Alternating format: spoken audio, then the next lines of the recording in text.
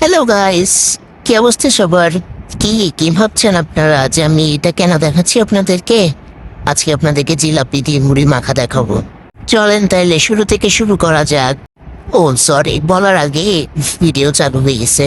তো যাই হোক, আমি এখানে একটু সালাদ মেখে নিচ্ছি, এরপর টুকটুক করে আপনার আলুর চপ, পেঁয়াজু, বেগুনি এগুলোকে দুমড়ায় মুচড়ায় ফেলতেছি।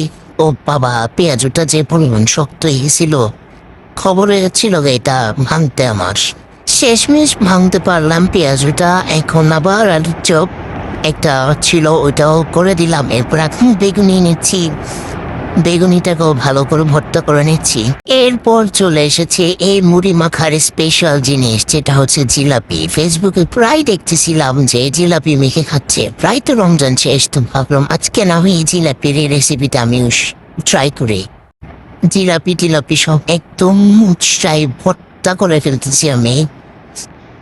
এরপর এখানে চলে আসছে চনা, যেটা ছাড়া এই মুড়ি মাখাটা মজাই হবে না, স্বাদেই লাগবে না।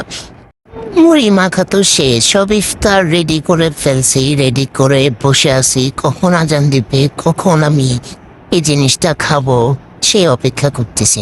আর এখানে দেখো পেঁয়াজ কাটছি, যে পেঁয়াজটা কত বড় হয়ে গেছে। অনেক চেষ্টা করতেছি কোনো মতে যদি এটাকে ছোট করে মাঝখান দিয়ে ভাগ করা যেত, বাট হেরে গেলাম, পারতেছি না।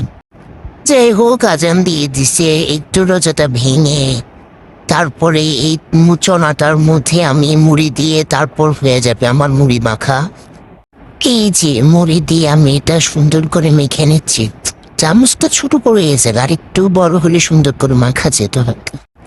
মুড়িগুলো কেমন ভাবে মাখছি যে আমি এখানে তো আমার ওই জিলাপি খুঁজে পাচ্ছি না। জিলাপি খুঁজতেছি আমি, কিন্তু আমি জিলাপিটা কেন জানি না, কোথাও খুঁজে পাচ্ছি না। অনেক কষ্ট হচ্ছে, কারণ ওগুলোকে অনেক ছোট ছোট করে গুঁড়া করছি, তো পাচ্ছিলামই না। এই তো পেয়ে গেছে, কোথায় যে লুকেছিল ওই জিলাপি।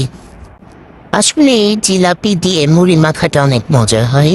যেই এই রেসিপি বের করছে সে বুঝে শুনে বের করছে। আমি তো খেয়ে ফেলছি সব, সব বলতে সব না, মানে খাইছি যতটুকু।